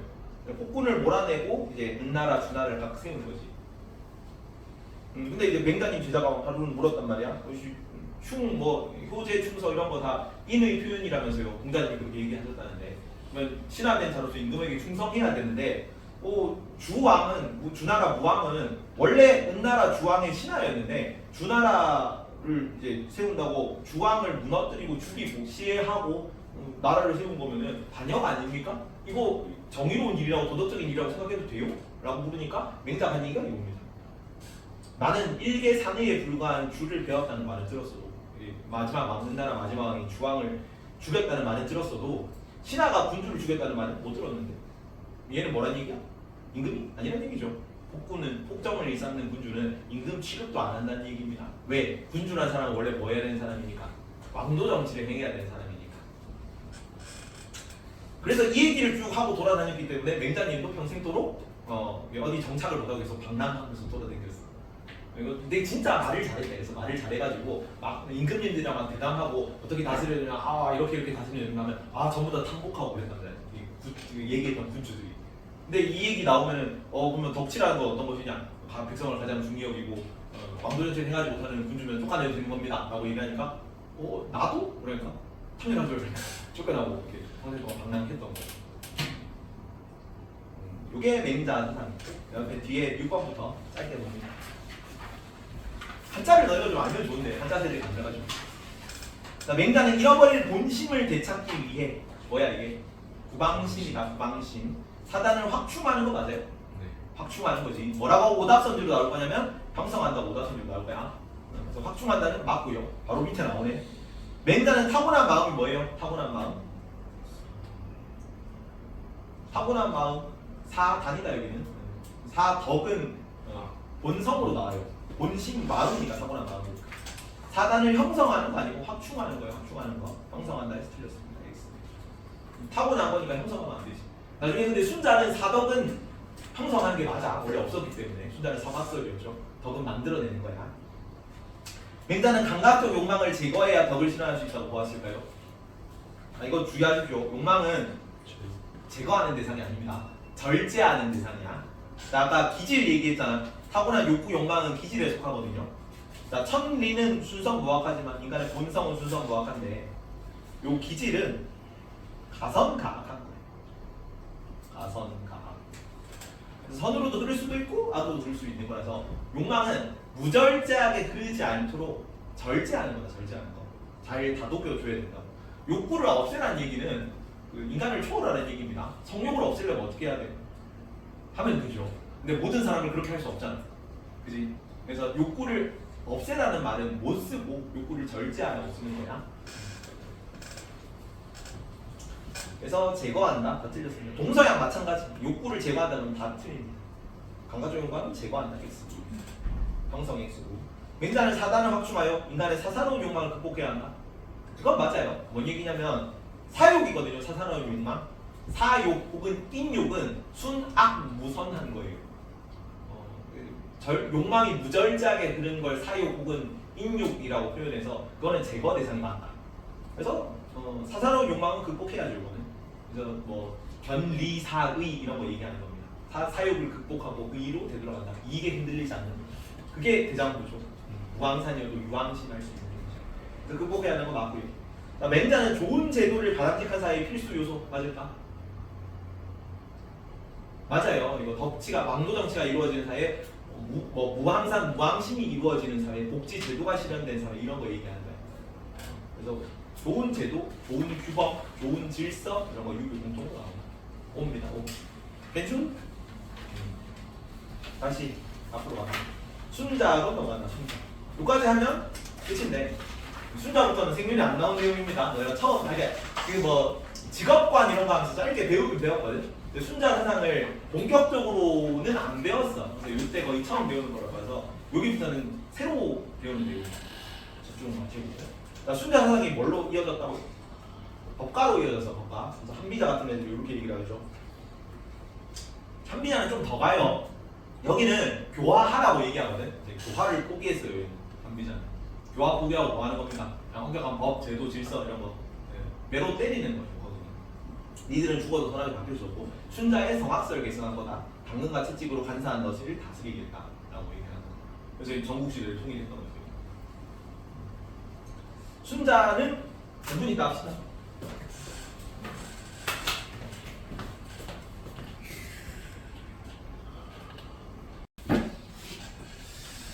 순자부터 봐주세요. 순자는 아까 인간 본성이 어떻다 제일 처음에 아까 얘기했죠. 순자는 인간 본성이 아까도 봤어. 성악설. 맹자가 인간 본성이 선하다 100년 일하는데도 더 혼란스러워지긴 하는 거죠. 성악설이고. 인간은 원래 이익을 좋아하고 질투, 증오를 하는 존재라고 무조건적으로 봤죠.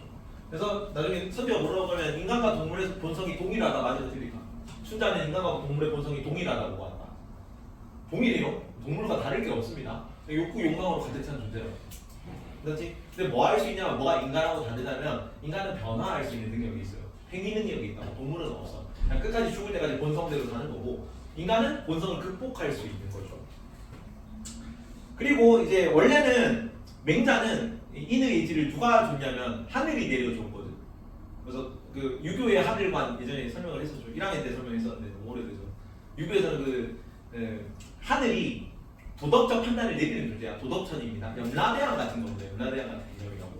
그래서 그 옛날 사극에 이제 엑스트라 죽을 때 뭐라고 좀 죽는다고 하늘이 두렵지 않느냐 이러면서 이제 뭐 암살당할 때 이렇게 하면서 죽잖아요. 옛날에는 이제 임금이 덕이 없으면 그 가뭄이 들고 이러면 임금이 뭐 한다고 기우제 지내고 해줘. 내가 덕이 없어가지고 이 가뭄이 들었기 때문에 하늘이시여 제가 덕치를 펼 테니까 굽어 살피소서 비를 내려주소서 이렇게 얘기하잖아. 그런 판단을 내려주고 뭔가 움직일 수 있는 하늘이라고. 도덕적인 하늘입니다. 근데 이제 도덕적인 하늘이 도덕적인 개념이라면 세상에 그렇게 혼란할 리가 없는 거지. 순자 생각에. 그래서 얘는 인의 예지는 원래 맹자까지는 하늘이 내려주는 개념이었는데 하늘이 타고나게 만들어주는 개념이었잖아. 근데 그건 이제 예라는 거 인의 예지는 하늘이 만드는 게 아닙니다. 그래서 하늘도 그냥 자연 현상으로 변해요. 도덕적 하늘은 탈피해. 자, 성악설이고 그리고 하늘과 사람이 둘로 나눠진다. 천인, 분이라고 합니다. 사람과 하늘이 둘로 나누어진다. 나눌 분자를 씁니다. 분리된다는 뜻이야. 사람과 하늘은 둘로 구분되고 도덕적 대상이 아닌 자연 법칙으로 변경될 겁니다. 나중에 노자도 마찬가지. 노자도 하늘을 그냥 자연 현상으로 보거든. 도덕적인 하늘이로 다 부정한다고. 그리고 아까 맹자가 타고난 선천적 도덕 판단 능력, 인식 능력 뭐라고 했어요? 양지. 그 양지를 순자용어로 표현한 게 있거든요. 그거를 려라고 합니다. 사력 있다, 고려하다 할 때 그 려자야. 생각할 려자입니다. 근데 조금 이제 뉘앙스, 그러니까 거의 비슷한 맥락인데 어떤 뉘앙스가 다르냐면 순자는 도덕 인식 능력을 양지라고 해. 도덕적인 걸 알 수 있는 능력이야. 근데 여기는 그냥 능지입니다. 능지.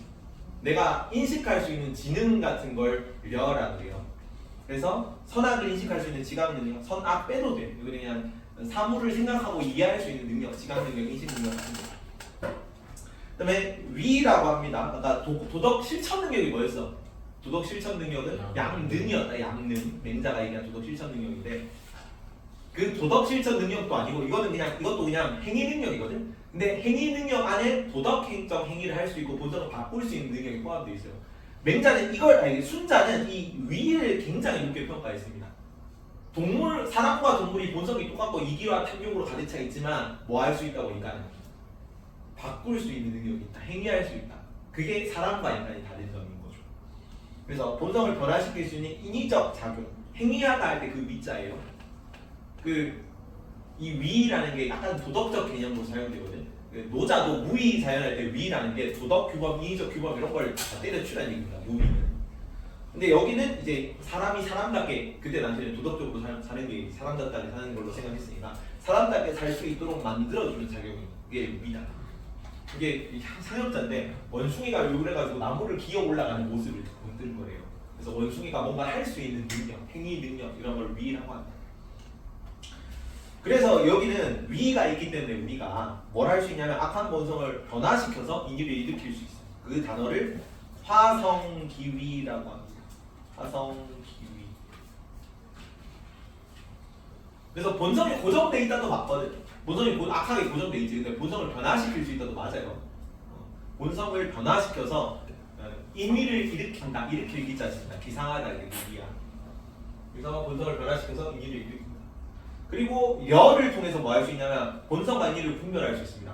이게 악한 본성이고 이거는 좀 사람다운 도덕적인 행동이야라고 여를 통해서 구분하고 그리고 위를 통해서 그 도덕적인 행동으로 내 본성을 변화시킬 수 있어요.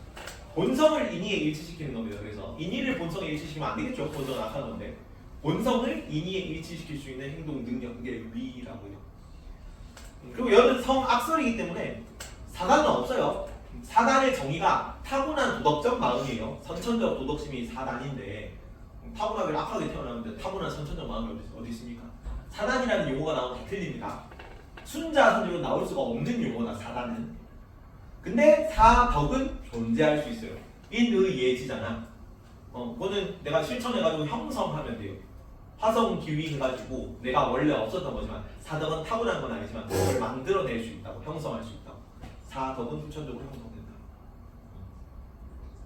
그리고 여기는 아까 그 인의예지 중에 어떤 덕목이 가장 중요하다고 인의예지 이렇게 했을 때 공자, 맹자, 순자 순이었죠. 그래서 공자는 인과 예, 근데 그 예는 인의 우러남. 그다음에 맹자는 인과 의인데 이제 인은 원래부터 있었다 보니까 의가 조금 더 중요한 개념으로 나온 거고. 그다음에 예는 엄격한 통치 규범으로서의 예다. 순자가 예를 얘기했고 예를 강조했습니다. 예. 근데 이 예는 진짜 하늘이 이제 자연 현상이 됐어. 그럼 예를 하늘이 내려줄 수 있어 없어? 예를 하늘이 만듭니까? 만들 수 없어. 자연 현상이란 말이야 그냥. 옛날에는 도덕적 하늘이니까 이미지를 사람한테 제시해줄 수 있고 바른 길로 이끌어주는 하늘이었는데 이제는 그런 자연현상의 하늘을 예라는 걸 제정할 수 없지. 그래서 누가 만드냐면 사람이 만든다. 이게 큰 차이점입니다. 근데 이 예는 누가 만드는 거냐면 지금 군주가 만드는 게 아닙니다. 옛날에 이 혼란이 도래하기 전에 이상사회가 다 주나라 문건대 초기 청동기 초기 막 그런 거 얘기하는 거거든. 그 예 다 옳은 용어다. 성인, 성현, 선왕, 성왕. 무슨 현인이든 성인이든 선인이든 먼저 있었던 성스러운 사람, 먼저 있었던 어질고 현명하고 성스러운 왕이나 그런 사람이 예를 제정했습니다. 그래서 성왕, 성인, 선왕 다 옳은 선주입니다. 이런 사람이 사회 안정을 위해서 제정한 규범이 예야. 그래서 스스로 예를 제정한다는 건 그것도 틀려요. 그리고 이 예에 따라 성인이 제정한 예에 따라 다스리는 통치를 예치라고 해요. 예치. 예치는 귀천과 상하를 명확히 구별하는 통치고요. 덕에 따라 지위를 부여하고 능력에 따라 관직을 주는 겁니다. 그래서 여기가 혼란기라서 이런 사상이 좀 널리 퍼졌던 건데 굉장히 급진적이에요. 뭐가 급진적이냐면 이때 당시 서얼들이 첨예자식이죠. 기원전 한 500년경에 서얼한테 관직을 주라는 얘기를 합니다. 근데 우리나라에서 이게 언제부터 시행될 수 있냐면 정조식이나 돼야 그 규장과 검사가 나면서 서얼들이 관직이 나온단 말이야. 2500년 전에 그 얘기를 한 거죠. 굉장히 이른 시기에. 그래서 혼란기라서 이제 이런 사상들이 좀 받아들일 수 있다. 욕구를 좀 긍정적으로 파악하고 예에 맞추어서 욕구를 충족하라고 얘기하는 사람이야. 그리고 덕에 따라 지위를 가지고 능력에 따라 관직을 가지고. 왜냐면 그때 당시 관직은 다 뭘 기준으로 관직이 물려받았으니까. 혈통을 기준으로 물려받았으니까. 능력이 있는 사람이 등용되라는 얘기죠. 자, 예에 맞게 기천과 상하를 구별하고 군수에 맞게 제한을 공정히 분배한다. 예를 기준으로 영광을 충족하라. 그런 표현들이 나올 수 있습니다. 여기도 능력주의다, 엘리트주의예요. 다 귀천 상하가 구분되어 있는 거죠. 귀천을 가리지 않고 그러면 안 돼. 귀천을 가리지 않는 건 묵자나 얘기할 수 있는 겁니다. 그래서 밑에 묵자가 나오네. 묵자는 두 가지 사상의 핵심 키워드인데 겸해가 주로 나오긴 하지만 그것만큼 중요한 게 교리다. 교리. 겸해 교리사입니다. 자, 겸해는 이거 한자를 좀 기억해라. 이게 제시문에 차별 없이 모든 대상을 아우르는 사람 이렇게 나오거든. 근데 이렇게 해놓고 이게 묵자라는 걸 애들이 몰라. 근데 이 한자가 옆에 나올 거예요. 차별 없이 모든 대상을 아우르는 사람이라고 이렇게 나온다고. 이렇게 나올 거라 가지고 요 겸자는 기억을 해놓으세요. 겸인데 이게 오른손을 본 거거든. 요거. 이게 손이다 손. 이게 오른손이고 오른손을 가지고 벼이삭을 이렇게 움켜진 형태다. 벼이삭은 움켜지니까 어떻게 돼? 이렇게 밑에랑 지푸라기 이렇게 밑으로 이렇게 되겠죠. 그래서 벼이삭 여러 개를 겸한 거죠. 한꺼번에 움켜진 거니까. 그래서 뭐 윤리 공부와 비문학 독해를 겸하다 뭐 할 때 여러 개를 함께 하는 거. 이게 함께 움켜지고 있으니까 겸이라는 뜻입니다. 됐지? 그러면 모든 걸 아우르는 사랑이라는 얘기입니다. 아가페적 사랑이에요. 동양의 예수 같은 개념이야. 그죠? 겸해. 그리고 어떤 게 의로운 거냐면 얘한테는 이익이 있는 게 의로운 거다. 이것도 유교랑 대비되는 거다. 맹자의 의는 사리 사욕에 얽매이지 않는 거거든. 이익에 흔들리지 않는 게 의로운 거야. 정의로운 것과 이로운 거는 대비되는 개념인데, 그래서 여기는 이익에 흔들리지 않으니까 무항상이어도 유항심하라고 하는 거잖아. 근데 여기는 묵자는 좀 백성들 입장이다 보니까 지배계층이 아니라고. 왜냐면 먹고 살기 힘든 애들이지. 이로운 게 정의로운 거예요. 동양의 벤담입니다. 공리주의, 시대에서 시대의 행복 같은 개념이라고 이거는. 그래서 이익으로서 사기라고 하는데 교리, 이익이 되는 것이 이게 정의로운 개념. 그래서 침략전쟁 부인합니다. 비공 사상이라고 해요. 비공. 전쟁하지 말라는 얘기인데 침략전쟁은 안 되고 방어전쟁은 됩니다. 그래서 이 묵자 사상이 널리 좀 퍼졌을 때 전국시대 당시에 얘들이 뭐 얘기했냐면 얘네가 수성정 전문가들이거든. 성을 지키는데 전문가들이어가지고 침략받는 쪽에 가가지고 전쟁 도와주고 뭐 참모로 활용하고 참모로 이렇게 막 전략 제공하고 성 지키는 방안 알려주고 그랬던 사람입니다. 그러면서 이제 민중들의 지지를 좀 널리 얻었었다. 그래서 침략전쟁 부인하고 방어전쟁은 인정해요. 그리고 뭐도 싸우냐면 그 음악에 대한 입장도 달라. 비악 사상입니다. 비악 사상. 그 음악은 아까 도덕적인 개념이랬잖아. 공자는. 그래서 예악 사상이기 때문에 인을 다르게 표현하는 방법이었죠. 예와 다르게 좀 풀어주는 방식으로 인을 실천하는 방향이었는데, 근데 묵자가 음악은 뭐라고 하냐면 이익이 아예 없다는 아니야. 공리주의랑 똑같습니다. 베카리아 저번에 그 윤리 특 들은 친구들은 생윤 나오잖아. 베카리아가 사형제가 아예 범죄 방어가 없다고 봤습니까? 아니지. 범죄 방어가 있어. 근데 범죄 방어가 뭐가 더 큰 거야? 종신노역의 범죄 방어가 더 큰 거지. 공리주의 입장에서 얘도 공리주의랑 비슷한 입장이기 때문에 교리는 A 선택이 공리를 100 올려주고 B 선택이 공리를 150 올려주면 얘는 비도덕적인 거야. 얘가 도덕적인 겁니다. 왜냐면 더 많은 쾌락을 증진할 수 있는데 그거를 포기하는 거잖아. 얘는 비도덕적인 것이 되는 거지. 그래서 여기도 음악이 아무런 효과가 없는 건 아니고 백성들이 이렇게 풀어주고 뭐 좀 조화롭게 하고 마음에 위안을 얻고 그럴 수 있지. 하지만 그 시간에 뭘 못해? 생산활동을 못해요. 음악을 하면. 그리고 뭐 지배층은 뭐 정치를 제대로 돌보지 못하고 음주 가무에 빠지고 뭐 이런 느낌을 본단 말이야. 그래서 음악이 좋은 효과가 있지만 그거보다는 다른 생산활동 하는 게 더 이익이 크기 때문에 음악은 하면 안 됩니다. 비악 사상이에요. 그래서 유교랑 여러 가지 방면으로 충돌하는 거죠. 요거는 별애랑 대비되는 개념이고 인과 대비됩니다. 겸에는. 요거는 비악 사상은 이악 사상과 대비되는 개념이에요. 별로 차이가 안 좋습니다. 유교랑은. 이런 개념이 나옵니다. 마지막에 공맹수 비교 정리인데 요 판을 잘 이해를 해야 된다. 요 판에서 나오는 게 전체 키워드인데 요 판에 나오는 내용들이 그냥 문제입니다. 자, 공자 키워드는 뭐가 제일 중요하다? 인의 예지 중에 어떤 거? 인이 가장 중요하고 맹자는 뭐가 가장 중요하다?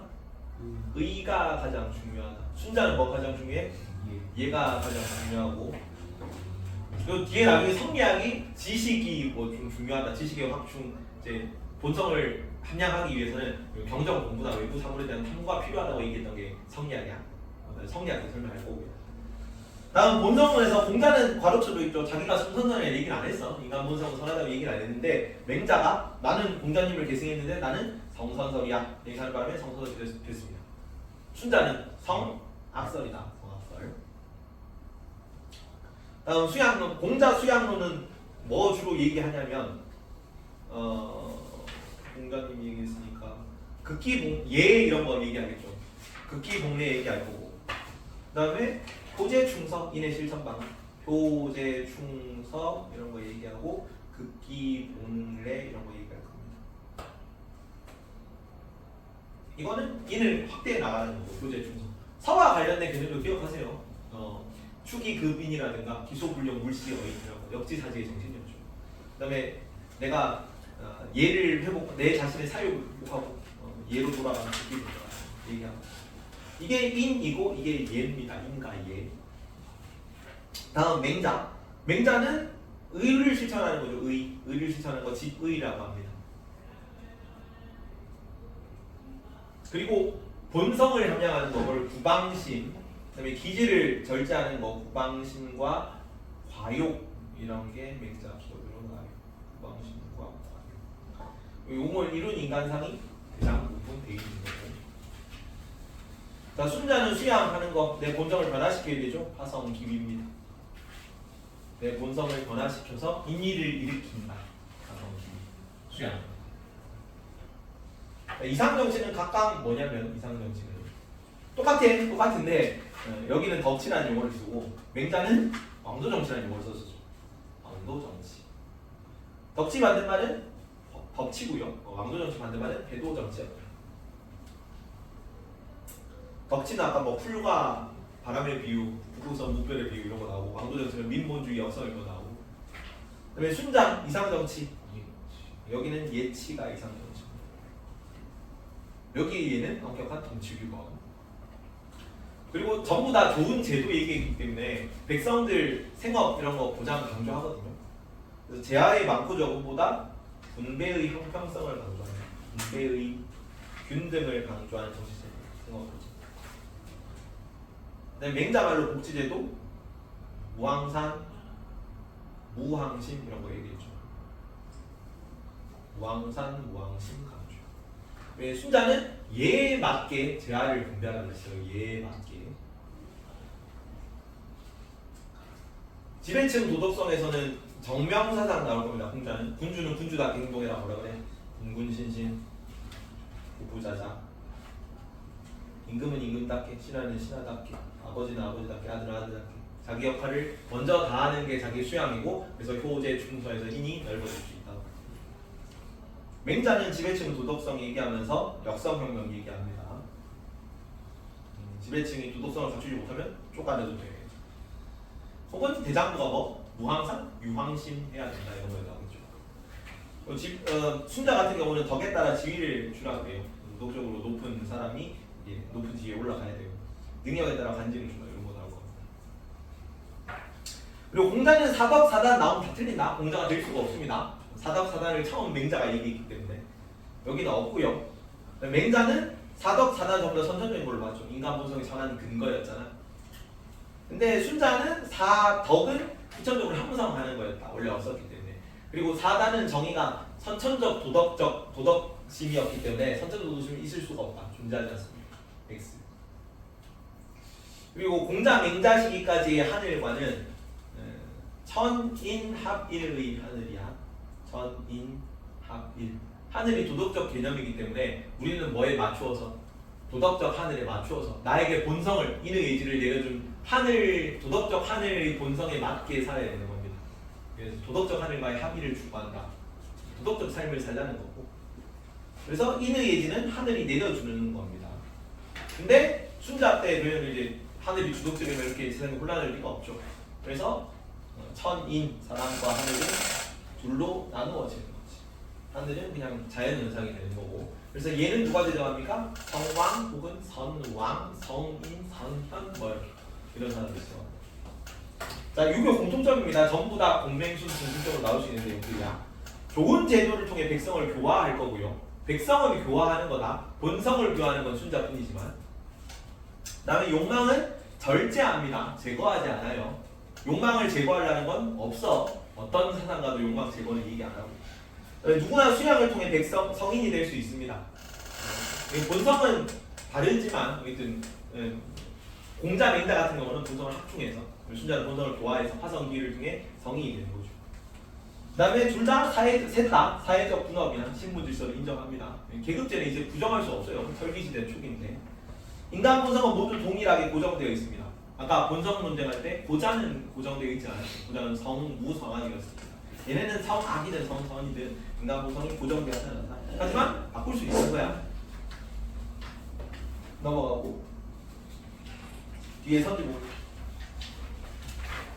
순자 쪽인데 순자는 얘를 재화의 공정한 분배를 위해 성인이 제정한 것으로 보았습니다. 맞니 산? 맞습니다. 맞아요. 성인이 제정한 게 얘였죠. 성인, 선, 왕, 성현, 선현 오른손 쪽 오고요. 12번 재현아 순자는 일체의 욕구를 배제하고 정신적으로 평안한 삶을 추구해야 한다고 봤습니까? 배제가 아니죠. 일체의 욕구는 절제하는 거죠. 욕구는 절제해야지. 그리고 순자는 욕구를 좀 긍정적인 개념으로 봤기 때문에 왜냐면 인간 욕구, 욕망 이런 게 본성이잖아. 욕구를 적절히 충족시켜 주는 게 좋은 거야. 얘에 따라 욕구를 적절히 충족시키라고 얘기를 해요. 성민아 3번 순자는 사람의 성과 동물의 성은 서로 구별될 수 있다고 보았습니까? 구분될 수 없고요. 하나 더 하십시오. 순자는 옳은 일을 지속적으로 실천하여 본성을 변화시켜야 한다고 보았습니까? 네. 맞아요. 이게 사실은 집의인데 집의 옳은 일을 지속적으로 실천하는 게 맹자 개념이긴 하거든. 근데 뭐 순자가 뒤에 나왔으니까 뭐 옳은 일을 하지 말라고 얘기는 안 해서 화성 기위를 뭐 실천하는 여러 방법 중 하나겠죠. 본성을 변화시키는 것 같고 여기에 조금 더 중점이 주어진 거야. 학평은 좀 문제가 별로입니다. 15번 나무야. 순자는 인간이 인식 능력 및 신청 능력을 통해 본성을 변화시킬 수 있다고 보았니? 네. 인식 능력이 뭐예요? 려나 고려하다 사력 있다 할 때 그 려. 그다음에 실천 능력이 뭐예요? 순자의 실천 능력. 위다 위. 려와 위를 가지고 있는 거지. 그래서 려와 위를 통해서 본성을 화성기위 할 수 있죠. 그래서 그 려를 통해서 본성과 인의를 구별하고 위를 통해서 인의를 본성에 일치, 아니 본성을 인의에 일치시키고 그래서 본성을 변화시킬 수 있는 거고. 산 16번 순자는 사람이 귀한 것은 오름을 분별할 수 있기 때문이다. 맞아요? 맞아요. 이 오름을 분별할 수 있는 능력이 려였고요. 맞고. 17번 재현아. 자, 순자 맹자 공통점. 사람은 도덕 교훈을 알 수 있는 탁월한 소질이 있습니까? 아니요. 맞다. 이거 순자는 뭐니? 도덕 교훈을 알 수 있는 소질. 려나려. 왜 맹자는 뭐예요? 이게 양지죠. 그래서 비슷한 맥락으로 쓰여요. 그냥 그 맹자는 그 도덕적인 거에 조금 초점이 맞춰져 있는 거고 순자 같은 경우는 그냥 능지인 거고 능지인 거. 자, 순자 맹자 다시 공통점 나무야. 사람은 선천적으로 지닌 사단을 확충합니까? 아니요. 순자가 안 되죠. 맹자는 맞아요. 맹자는 맞죠. 선천적으로 지닌 사단을 확충하는 거. 그다음에 공격 이게 비판하는 거거든요. 순자가 노자 비판하는 거 이렇게 했습니다는 이렇게 화살 좋아하고 이렇게 피를 흘리고 있는 거죠. 칼로 찌르니까 피를 흘리고 있는 그런 느낌이야. 순자가 노자 비판한다. 도덕과 통치의 원리는 하늘에 근거해야 됩니까? 아니지. 천인 분이잖아 이제. 하늘은 없다고. 도덕 규범에 하늘은 없어. 그래서 X. 자, 묵자 밑에 산. 묵자는 어떠한 이익도 고려하지 않고 사랑을 실천해야 한다고 보았습니까? 아니야. 이게 어떠한 이익도 고려하지 않는 게 아닙니다. 교리죠, 교리. 이익이 되는 게 정의로고 그걸 위해서 사랑을 해야 되는 거죠. 자, 묵자는 타국을 정복하려는 모든 전쟁은 정당화 될 수 없다고 보았습니까? 비공 사상이야, 비공. 그래서 정복하는 전쟁은 안 돼요. 방어 전쟁만 된다. 그래서 21번 오른손 이렇게 하고 고대 유학이 다 끝났습니다. 선진 유학 끝.